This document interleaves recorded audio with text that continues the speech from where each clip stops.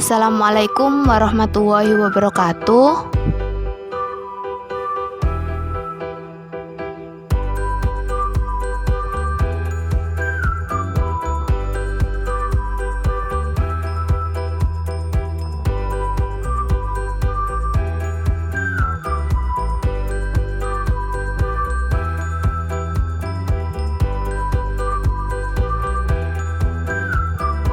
Kenalan dulu ya.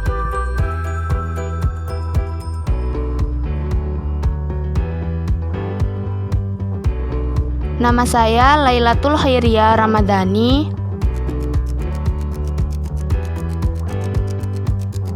NIM 18050413008 dari Prodi D3 Teknik Listrik 2018.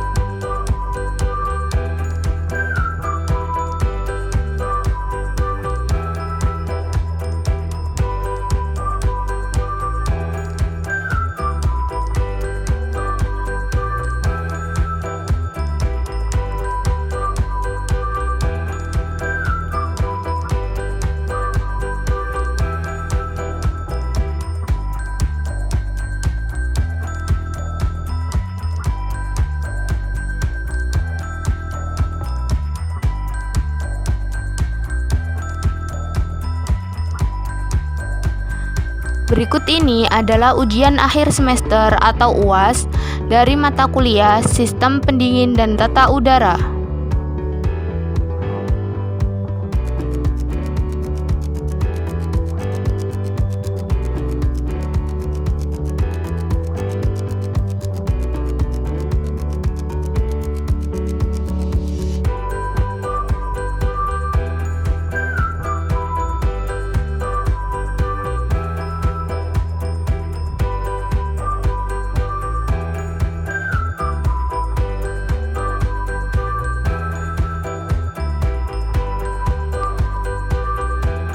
Apa sih yang dimaksud dengan sistem pendingin dan tata udara?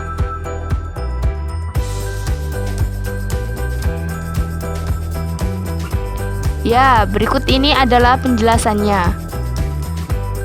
Sistem pendingin merupakan suatu sistem yang terdapat mesin-mesin pendingin yang dapat menghasilkan dingin dengan cara menyerap panas dari udara yang ada dalam kabinet mesin-mesin pendingin itu sendiri, sehingga suhu dalam kabinet turun atau dingin.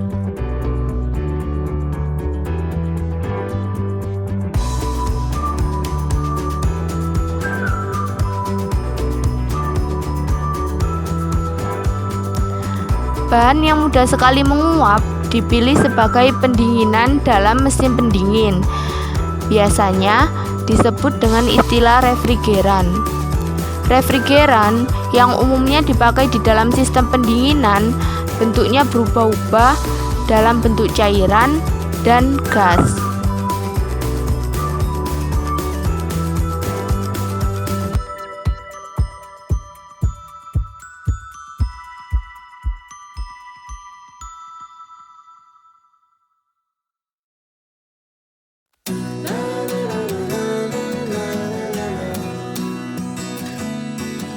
Pada dasarnya, mesin pendingin terdiri dari yang pertama, motor penggerak, yang kedua, kompresor, yang tiga, kondensor, yang keempat, saringan, yang kelima, pipa kapiler atau katup ekspansi, yang keenam, pipa penguapan atau evaporator, dan yang terakhir adalah refrigeran.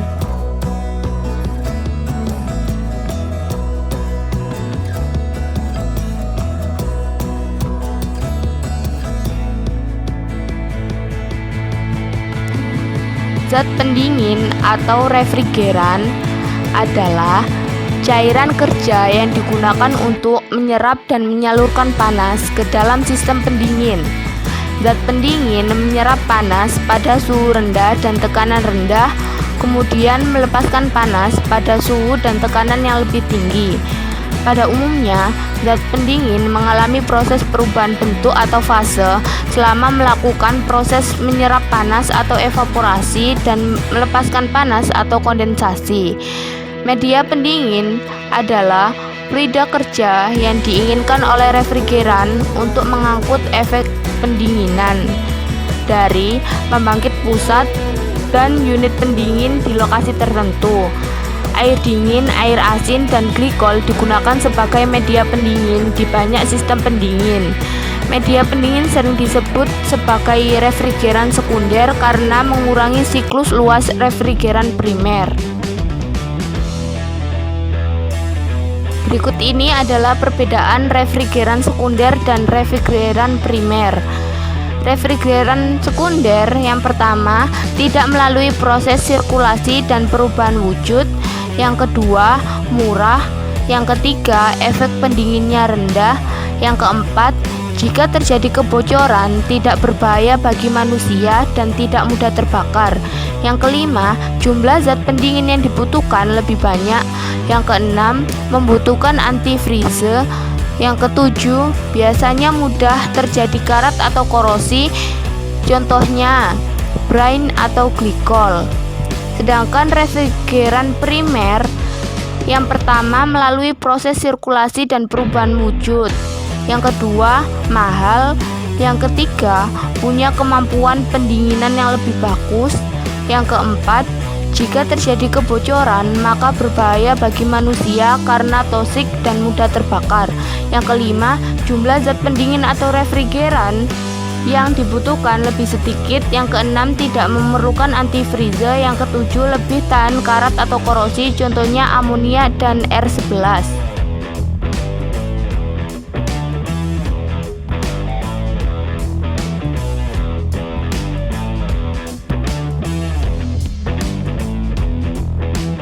Berikut ini adalah sifat fisik dari refrigeran.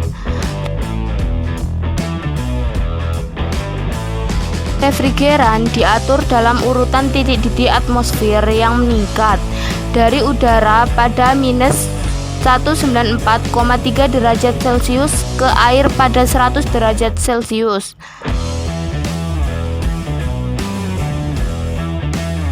Titik didih paling penting karena merupakan indikator langsung dari tingkat suhu di mana pendingin dapat digunakan.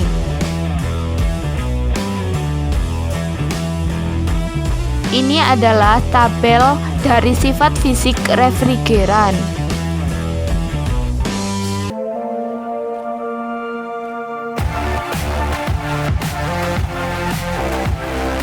Lanjut ke efek pendingin dan unit pendingin. Tingkat di mana panas diserap dari ruang yang akan didinginkan disebut sebagai efek pendinginan.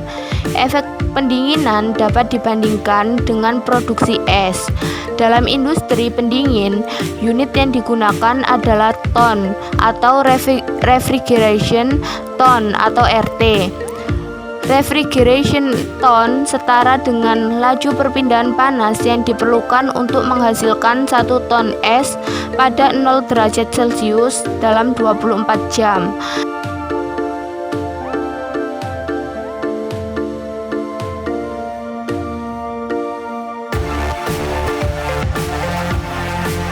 Berikut ini adalah kriteria pemilihan refrigeran. Yang pertama, sifat termodinamik dan termofisik.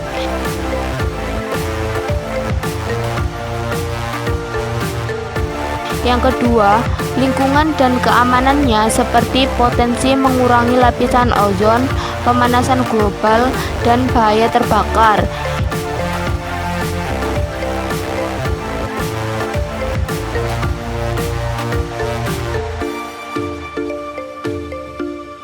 Yang ketiga, ekonomis.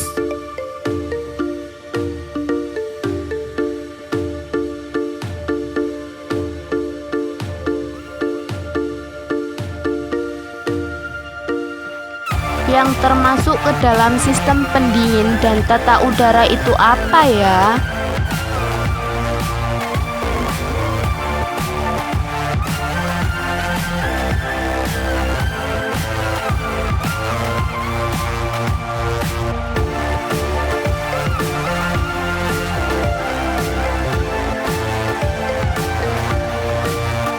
Ya, AC atau air conditioning adalah termasuk ke dalam sistem pendingin dan tata udara.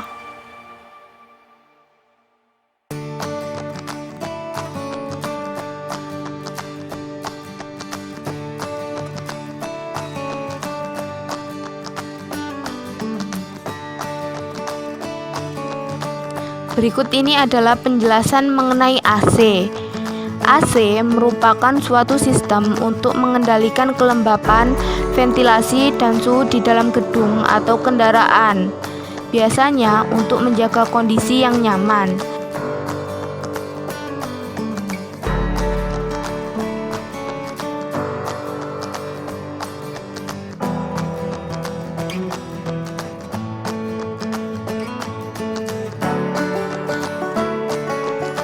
Bagian utama dari AC adalah evaporator, kompresor, kondensor, dan katup ekspansi.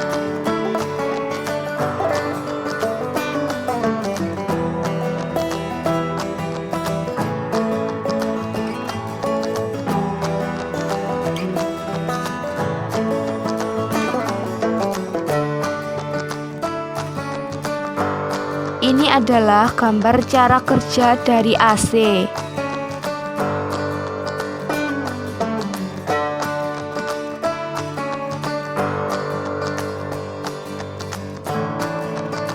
Berikut ini adalah cara kerja AC. Yang pertama, udara masuk dari katup masuk ke seluruh rumah. Yang kedua, evaporator. Kipas meniup udara melintasi kumparan yang didinginkan baik secara langsung ke dalam ruangan atau ke dalam sistem saluran untuk didistribusikan ke seluruh gedung.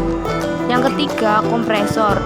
Yang keempat, refrigeran panas berjalan ke koil yang terdapat di luar gedung. Yang kelima, kondensor. Yang keenam, katup ekspansi. Akhir, udara dingin keluar dari AC ke ruangan. Selanjutnya adalah tipe AC. Yang pertama, AC jendela. Yang kedua, split AC. Yang ketiga, AC sentral. Dan yang terakhir, AC dalam bentuk paket.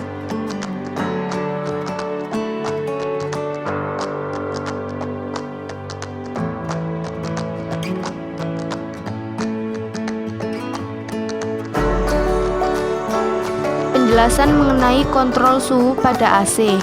Tujuan utama dari sistem pendingin udara adalah untuk menciptakan kondisi kenyamanan dengan mengendalikan suhu, kelembapan, dan aliran udara di dalam kamar.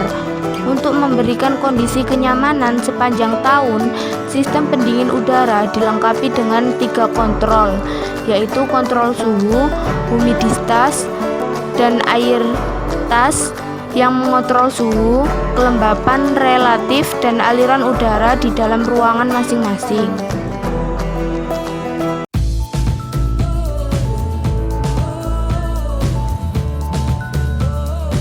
Berikut ini permasalahan mengenai sistem pendingin dan tata udara.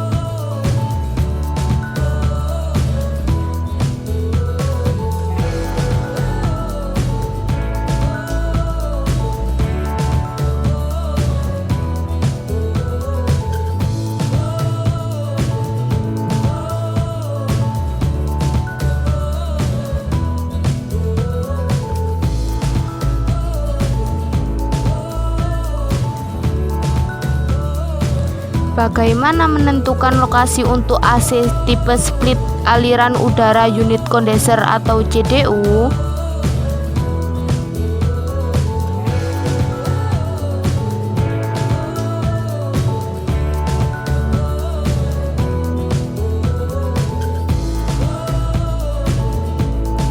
Bingung nih.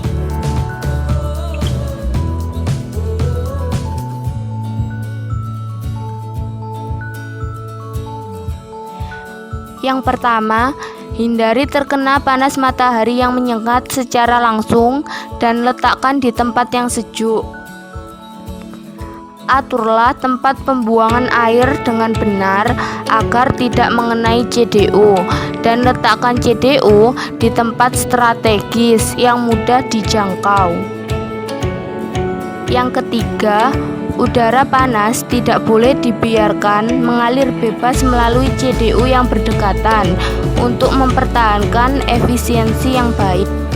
Yang keempat, jangan pasang CDU terlalu dekat dengan dinding.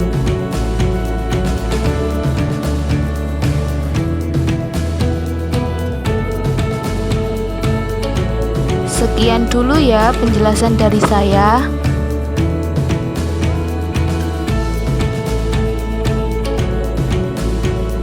Terima kasih. Wassalamualaikum warahmatullahi wabarakatuh.